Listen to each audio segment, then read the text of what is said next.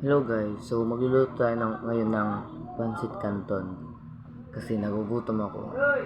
Ano pa kailam nyo? Tsaka, so maglalagay lang tayo ng sauce.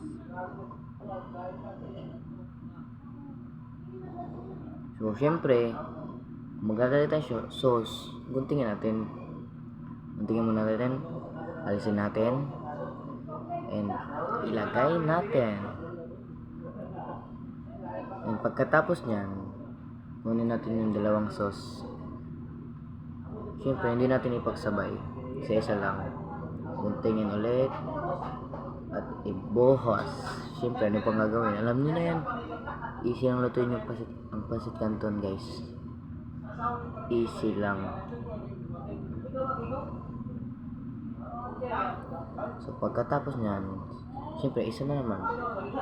Ano ba kayo?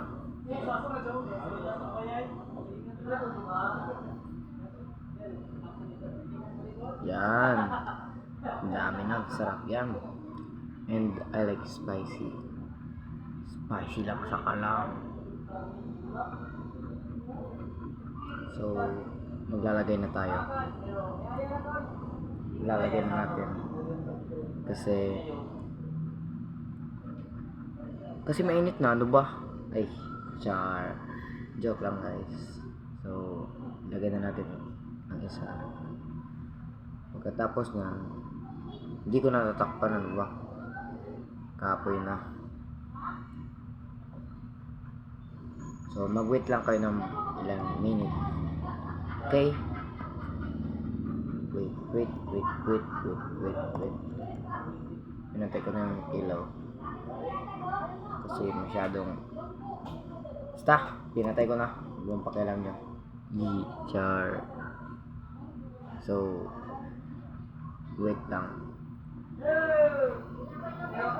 Tara. Luto na guys. Luto na. So, hindi ko na ipapakita yung pagsalang ko. So, ilagay na natin. Halo. Mix well. So, haluin nyo na lang maigi. Tapos, kung pagkatapos nyo haluin, di kainin nyo na. Yan pala yung kapatid ko na ginagawa. Bye! So, dito na magsasapos ang ating video. So, goodbye. Yun lang.